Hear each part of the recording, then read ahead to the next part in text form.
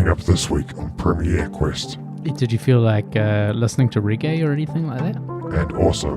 Are we recommending that Smenjamin's art form is putting children in an IQ-based Hunger Games? So sit back and enjoy Am I Donald Trump?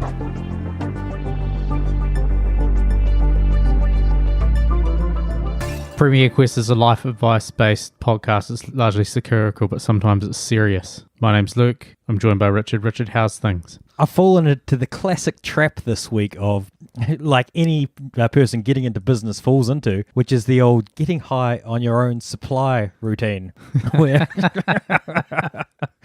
where recently, as some of our long-time listeners will have been following, we've set up a coffee and a hot sauce sort of enterprise. And over the last week, I've sort of been gouging my way through our inventory quite rapidly. And that's only because the Scoville News Network Ultimate Eel Sauce, released in conjunction with Premiere Quest, is just so damn delicious that I'm putting it on everything. Dinners, lunches, breakfasts, everything. Richard, I just got 2 quick points. Did you think my introduction was nice and punchy? I read that YouTube videos, you really need to get the point across fast. It was a little on the aggressive side. Yeah. But maybe we've some sort of put some, I don't know, maybe some circus music in the background. It might lighten the mood.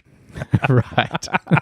Maybe not. We'll see. Yeah, we'll see. Hey, and the other point was on the sauce's introduction into your various meals. I know that smoothies are a big part of your day. Have you been putting any of the ultimate eel sauce into your smoothies? Well, it's just so delicious. The hot sauce is the smoothie. And I've just been drinking it straight to get all those nutritional apricot nutrients. While we're on topic, though, how spicy actually is it? You know, is it spicier than Tabasco? It's different. It's not...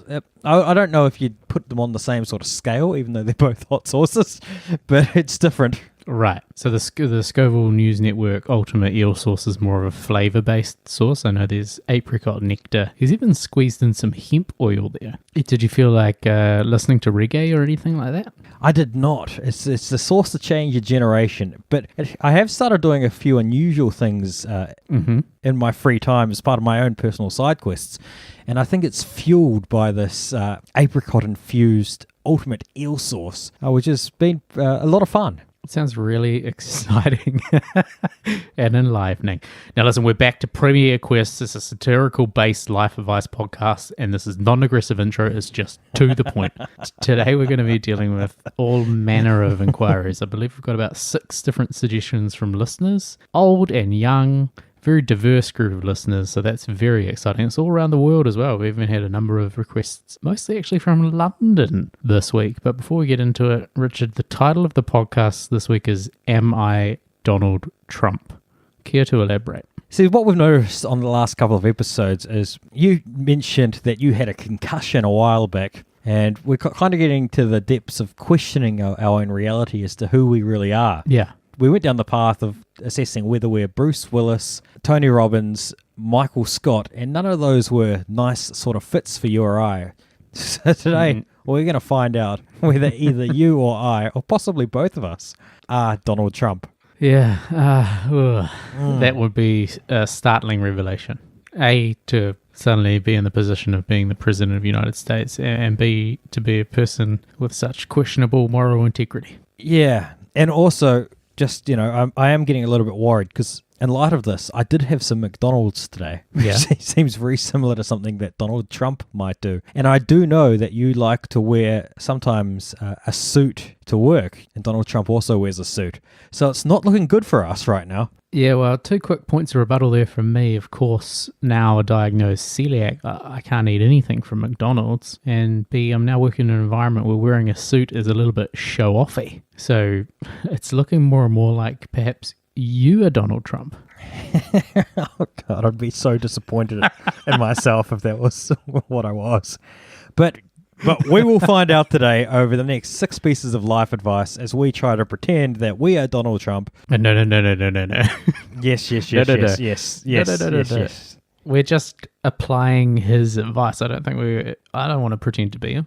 Okay, what we're going to do is we're going to go back to Donald J. Trump's 1987 memoir, The Art of the Deal, where he provides a dozen pieces of priceless life advice, also known as Donald's Commandments, and we're going to try to apply them to various problems that have been sent into Premier Quest. And if you're smiling and laughing, it's probably because these life advice is resonating with you, and therefore, by default, you are therefore Donald Trump.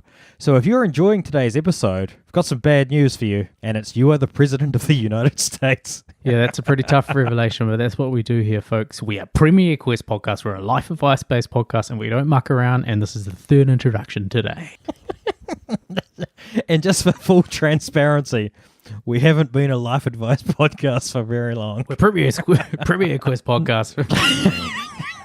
Very, very new to the advice game. And it's me, the Bad Butcher, and I'm steaming mad at meat. Come in here, get 17 saucies, $19.99 a dozen. If you're Donald Trump, we'll knock half off the price. Okay, let's kick into it. What's the first problem that it's been sent in today? This comes from Schmenjamin down in Wellington, New Zealand. It's a simple one. It is just, how do we solve climate change? Oh, goodness. So, first commandment from The Art of the Deal states, find your art form. And he quotes, I don't do it for the money. I've got enough. Much more than I'll ever need. I do it to do it. God. Deals are my art form. Other people paint beautifully on canvas or write wonderful poetry. I like making deals. Preferably big deals. That's how I get my kicks. End quote. Right. So, well, do we need someone, perhaps Benjamin, to find out the fact that solving climate change is his art form? Or maybe this Smenjamin is Donald Trump himself and he likes making deals to solve climate change. Right. No, that's a little bit of a reach. What kind of deals would solve climate change, though? Maybe there's a lot of big polluters out there. None more in the media headlights. Barrel bones.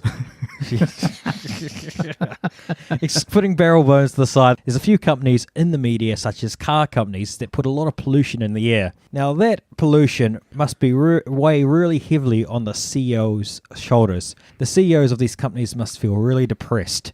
So what Smenjamin could do is he could go to the CEOs of these major car companies and say, hey, you're looking a bit down in the dumps there. I can cheer you up with a high five in exchange for you stopping pollution. Would that work?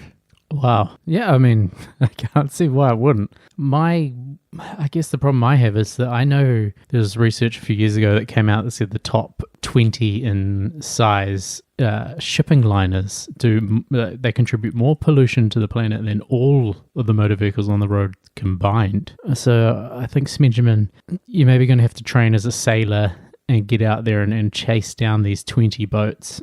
And maybe you can turn that into some sort of novel or a TV series, make some sort of a deal, which is of course your art form, and that can sort of fund it, all the while you're solving climate change by getting on these boats, finding the CEOs and convincing them not to be depressed. Alternatively, you could make a deal with the Russians. You get in one of their submarines and you go around blowing up all the big cruise liners around the world. Are you suggesting that Benjamin colludes with the Russians? In this instance, Benjamin's finding his art form, and his art form is collusion. Which is collusion. I don't want to boast, but I'm pretty sure that's solved. Let's have another crack at it with Donald Trump's second piece of advice. Because at the moment, I'm not really feeling like, we are Mr. Trump. And so his second piece of advice is, but forget business if you're no natural. So, quote, deal making is an ability you're born with. It's in the genes. It's not about being brilliant. It does take a certain intelligence, but mostly it's about instincts. You can take the smartest kid, the one who gets straight A's and has a 170 IQ, and if he doesn't have the instincts, he'll never be a successful entrepreneur. End quote. So with that in mind, Luke, how do we sort of apply this to Smenjamin's wanting to solve climate change with the piece of advice, but forget business if you're no natural? Well, what Donald did there, I guess, was show that you need to find a group of children, work out which one's the most intelligent, move the most intelligent one aside, and then conduct a series of tests to test the instinct level of these children.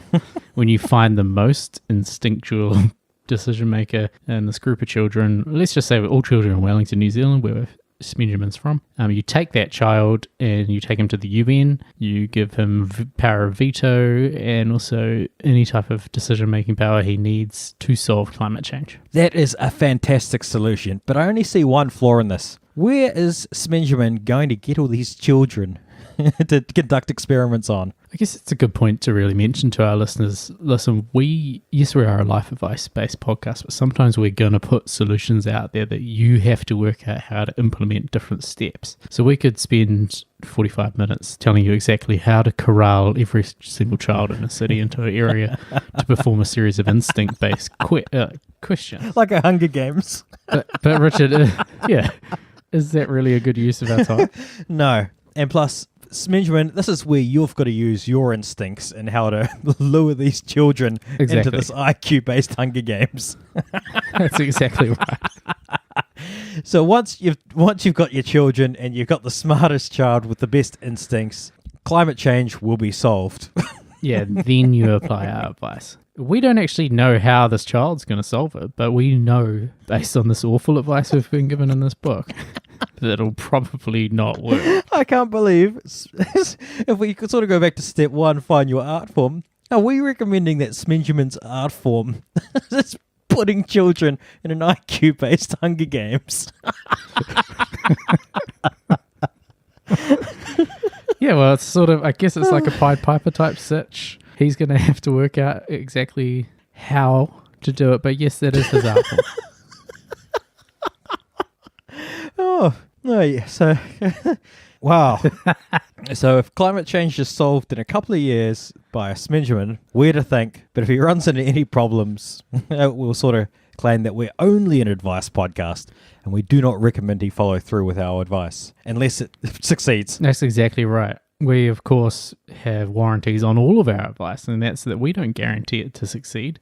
We also have a limited liability protection in that we're not liable for any consequences of kidnapping 30 to 40,000 children.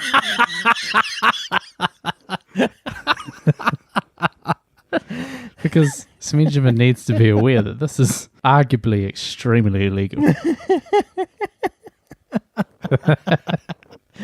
Oh man, that's a lot of kids. Okay, let's move on to the second problem today while we're on a roll here. Right, so this one comes from the man himself, Scoville News Network. What are some cunning ways to negate the impact of eating insanely hot peppers in a chili eating competition? It's so different from the first question. Yeah, I'm glad we don't have people like Smenjamin who want to abduct kids writing in all our sort of questions. So in this one, we go back to the art of the deal where Donald Trump advises you to aim high. A bit of context there, he goes, quote, "My style of deal making is simple. I aim very high and then I just keep pushing and pushing and pushing to get what I'm after. To me, it's very simple. If you're going to be thinking anyway, you might as well think big. Most people think small because they're afraid of success, afraid of making decisions, afraid of winning." End quote. This advice is it worse than Michael Scott's advice? Nah, I think this advice is absolutely perfect for the situation. Right. Okay, so, I mean, I must admit I'm struggling. How do you aim high when you're thinking about protecting your insides from chilies? I forgot what the question was, so could you just reiterate the problem statement once again? Right, for Richard and our beloved listeners on both YouTube and our favourite podcast app, what are some cunning ways to negate the impact of eating insanely hot peppers in a chili eating competition? So aiming high, I guess, is aiming for like the kind of protection in which you're not going to suffer any consequences. So is it sort of a Simpsons style, you aim high, you kind of fill your guts full of, or your mouth at least, full of candle wax?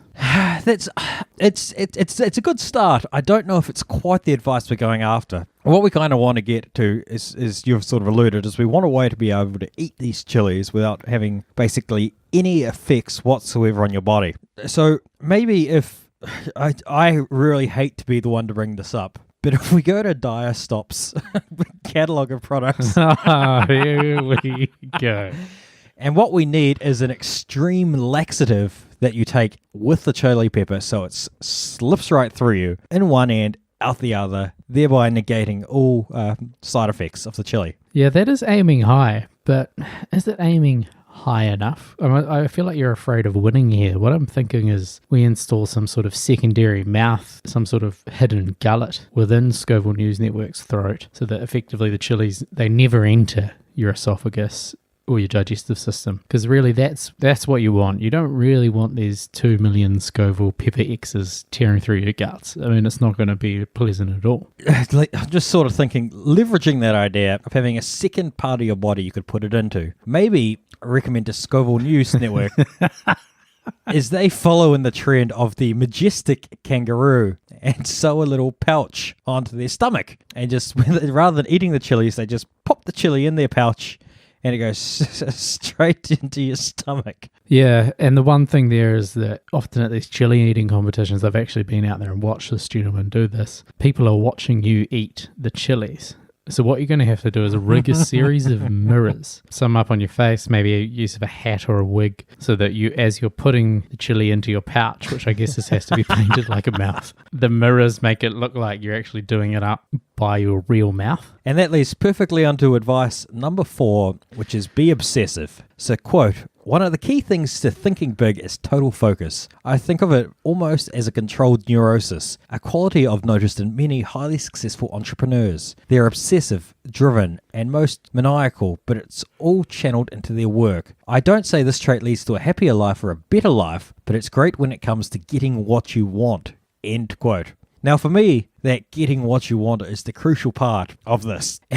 And also it doesn't lead to a happier or better life when you're eating these really hot chilies.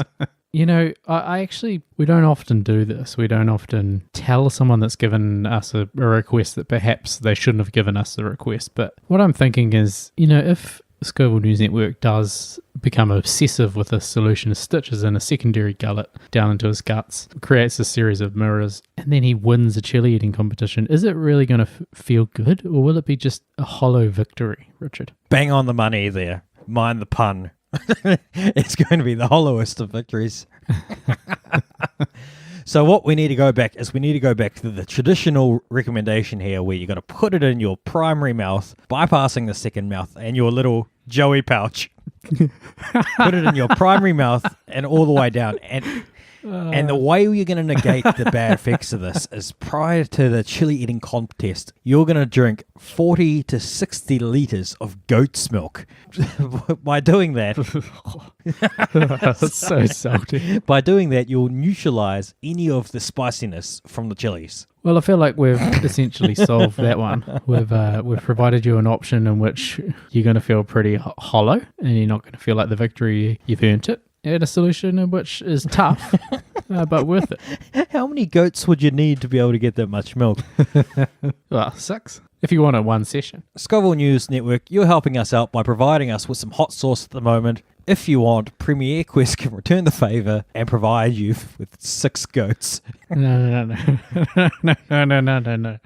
We're trying to limit the amount of debt we're getting into. Okay, we can send you a picture of 6 goats. We'll provide you with a recommendation. Yeah. Okay. Yeah, that works. Okay, so these ones come from London, England. We didn't get a nickname, so I've just assigned one. These come from moderately successful office worker. Is there any way to make nails grow slower? The context being the advice seeker's son's nails grow too fast, and he hates cutting them. Oh, Donald Trump must have experienced this same issue in his life, because he's got the perfect advice with advice number 5. Play it loose. Quote, most people are surprised by the way I look. I don't carry a briefcase. I try not to schedule too many meetings. I leave my door open. You can't be imaginative or entrepreneurial if you've got too much structure. I prefer to come to work each day and just see what happens. There is no typical week in my life. End quote. God, this is so bad. This is such bad advice. You're going to have a crack at this? No, I'm just like, imagine employing someone in your company who took that approach. That'd be such a liability. Right, so playing it fast and loose in terms of letting nails grow slow. Like your son's nails, to be more specific. I'm guessing, and I don't believe this advice, but I'm just chucking it out there as, what if the son had no nails? Or What if the son had no live nails? So I'm talking about implants. Surely there's a cosmetic surgery to give you lifelike, perfectly sized implant nails, or you could get something more extravagant depending on what the son likes. I mean, that could work, but yeah, it's pretty traumatic. The kid's not going to be able to go on the iPad for a week. I think we're sort of missing one of the key words here, which is play it loose. So what if we started feeding this child some sort of product that loosened up all his fingernails so they came off? Yeah, that was, again, a little bit much. I think we're probably looking at the wrong end of the advice here. So we've got the context which says the advice seeker's son's nails grow too fast and he hates cutting them. Either the he is the father, the moderately successful office worker, or the he is the son. And so I'm thinking maybe we just have to hire you to bring in a third party here. Play it fast and loose, go out onto the street, first person you see, hire them as your son's number one nail cutter. They'll come in and do it, and each week you do this. So each week you've got a different cutter, you're playing it very fast and loose. Sometimes they're unsafe individuals, but that's just the advice we're working with. That's okay, but it's kind of, the son, it might not be who's cutting them, but just the fact that they've got to be cut.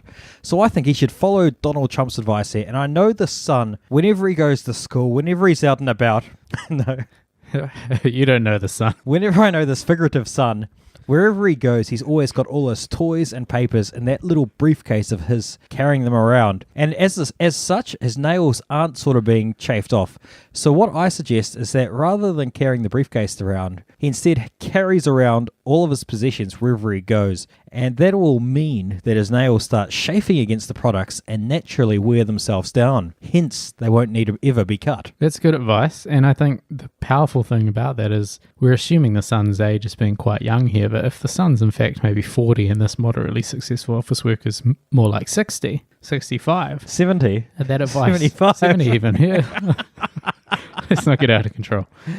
Then this advice holds. But the next piece of advice is going to answer this question once and for all. Advice number 6, ditch long meetings and get dialing. Quote, I usually arrive at my office by 9 and I get on the phone. There's really a day with fewer than 50 calls and often it runs to over 100. In between, I have at least a dozen meetings, but the majority occur on the spur of the moment and most of them last no longer than 15 minutes, end quote. And so what we've got here is we should get this child working in a call center, making calls frantically, and as he dials those numbers on the keypad, that'll wear down the fingernails, and they will not need to be cut. That's true. Is there any other kind of chores around the house in which you might wear your fingernails down? Yeah, maybe out in the garden when he's using sandpaper constantly will wear down those fingernails, but it also might remove your fingerprints. Yeah, it's not terrible advice either, because these days we see a trend towards the trades earning extremely high salaries. And so if you're interested in your son's financial future, you don't want to play it necessarily as loose as the last suggestion from Donald Trump.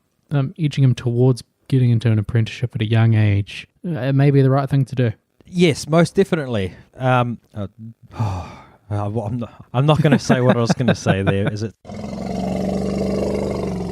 So let's move on to the next.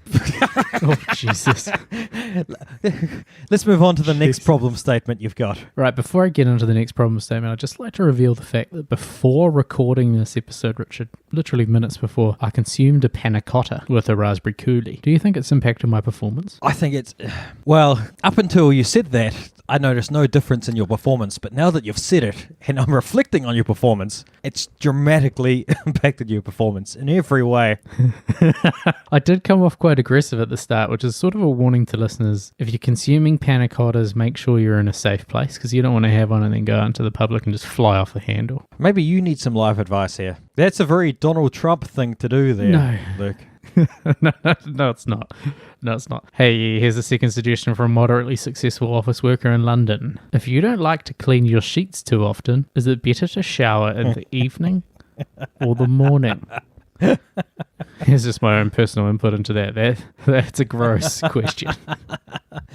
You should not be structuring your showering according to how dirty you're making your sheets. And again, this person in London sounds so much like Donald Trump because his next piece of advice hits the nail on the head. If you gamble, be able to live with losing. Quote, people think I'm a gambler. I've never gambled in my life. To me, a gambler is someone who plays slot machines. I prefer to own slot machines. I happen to be very conservative in business.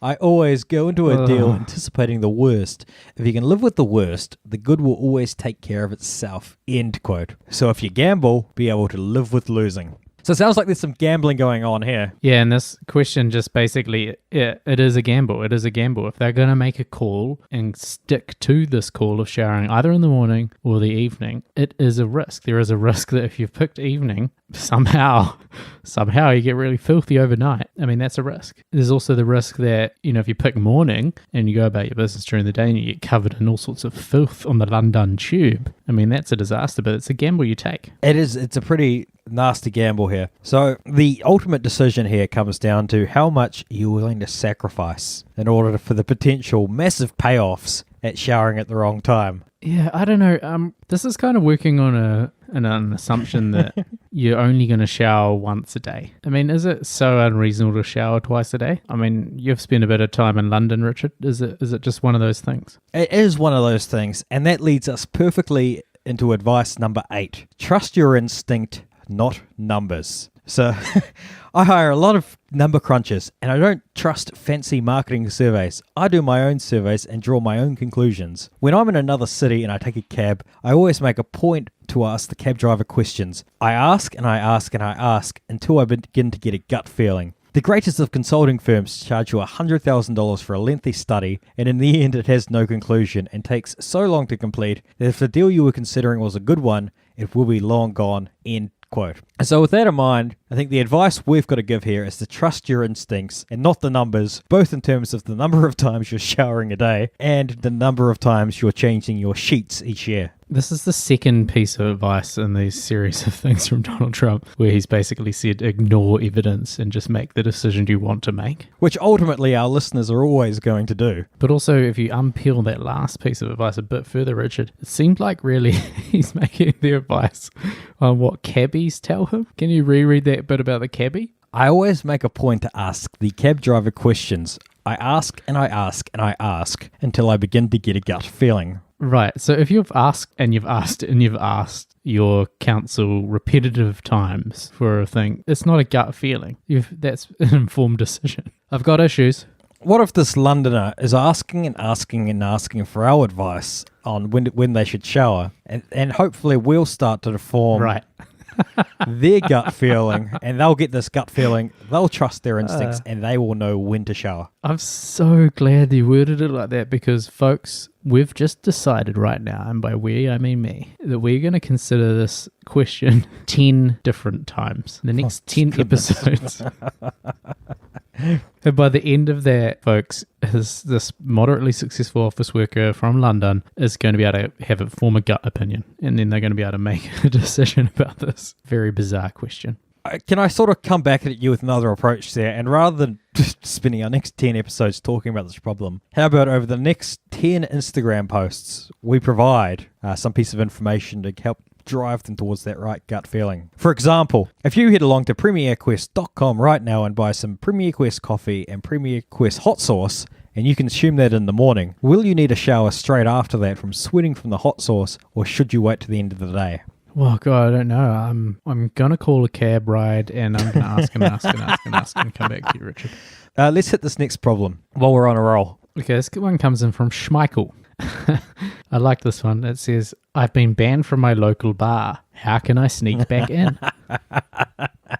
As Donald Trump would advise, use your leverage. Quote, the worst thing you can possibly do in a deal is seem desperate to make it. That makes the other guy smell blood, and then you're dead. The best thing you can do is deal from strength. Leverage is having something the other guy wants, or better yet, needs, or best of all, simply can't do without. Unfortunately, this isn't always the case, which is why leverage often requires imagination and salesmanship. End quote. Tell us a bit more about Schmeichel, and what leverage could he possibly exert to get back into the spa? Schmeichel high roller. I don't know the exact context really of this banning from the bar, but I'm sort of thinking, there's two ways you go about it. You either, I guess it's blackmail is what Trump's saying, not leverage, or maybe I'm just making an assumption. That is my opinion. But he's going to have to maybe either buy the bar or have something that he can use to entice the bouncer themselves, the gatekeeper, to let them into the bar. Buy the bar? Well, that's good. You buy the bar, you ban whoever you want. Oh, yeah, that's pretty good. I like that.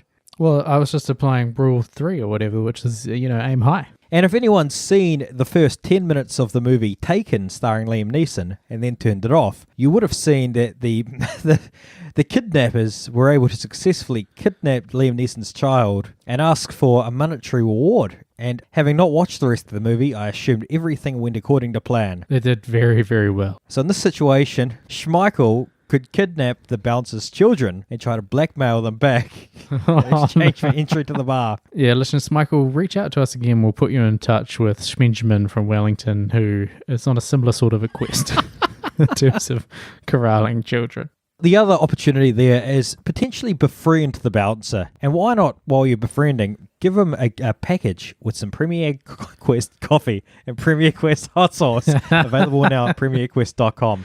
And that will win him over and he'll let you back into the bar. I appreciate the salesmanship. Beautiful stuff. What's our next step from Mr. Trump?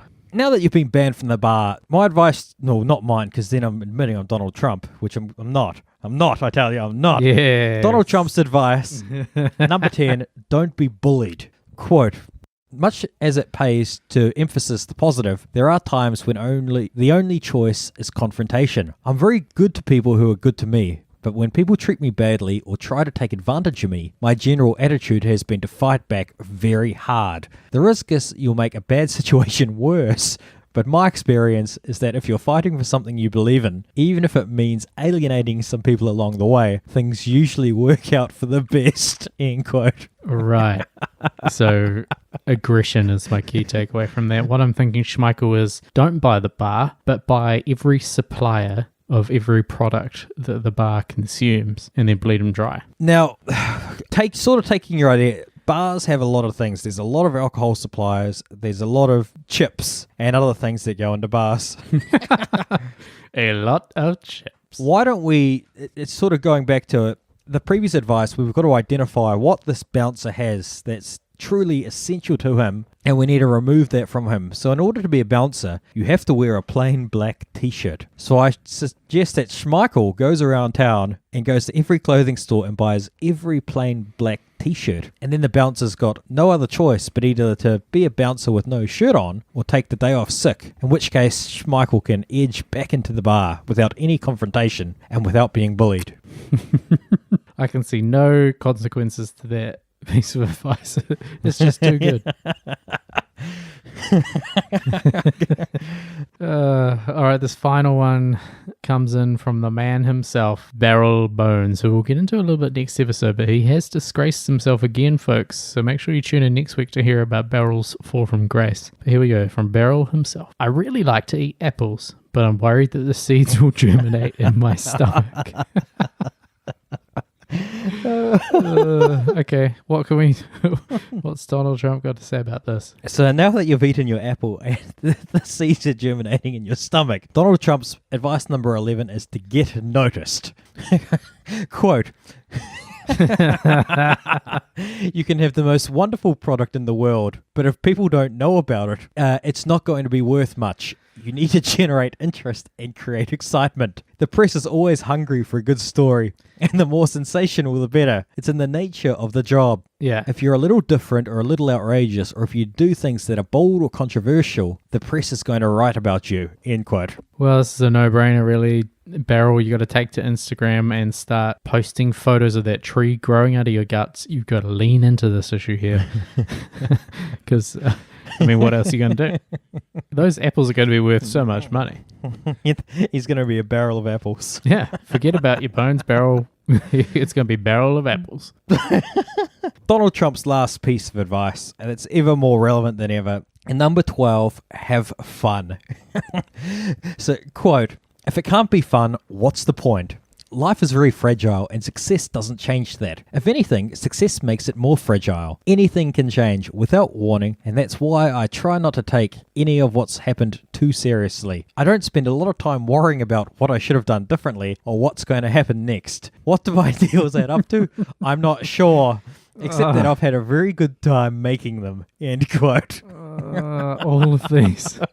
The way this foreshadows the potentially pending legal issues that Mr. Trump is going to face is eerie. And not Irie, it's not German. But anyway. Oh, God. Anyway, Daryl, what we're saying to you. Cat's out of the bag. We're going to have to cut that square. Yeah, anyway, Beryl, just lean into it. Have fun with this tree out of your guts. Not everyone gets to have that kind of treat, you know? Work with it. Free apples for life, mate. Is there a concern that if he's growing apples in his stomach, that his body will be constantly consuming them and that he will be having way too much fiber in his diet? Yes, of course, but what I'm thinking is that maybe the tree will penetrate his belly button and it's more of a sort of, you know, he's walking around with this big tree next to him. I feel that if this tree grows too big and too quickly, he's not going to be able to move.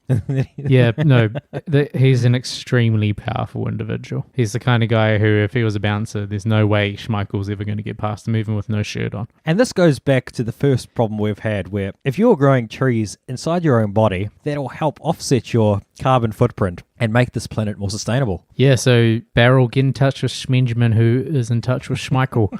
You three work together, kidnap all those kids, and solve climate change with Beryl's tree guts. While sneaking into your local bar that you've been barred from. That's exactly right. Don't forget to shower before you go to bed, folks. This is it from Premier Quest. It's been a bloody blast having you, Richard. Got anything that we're selling you might want to mention that you haven't already? Yeah, if you head along to premierquest.com, we've got our final supplies of the first run of Premier Quest Ultimate Eel Sauce, brought to you by Scoville News Network. Check them out on Instagram for all their awesome hot sauce stuff. And every hot sauce comes with a bag of Premier Quest coffee. Thanks so much, folks. Enjoy your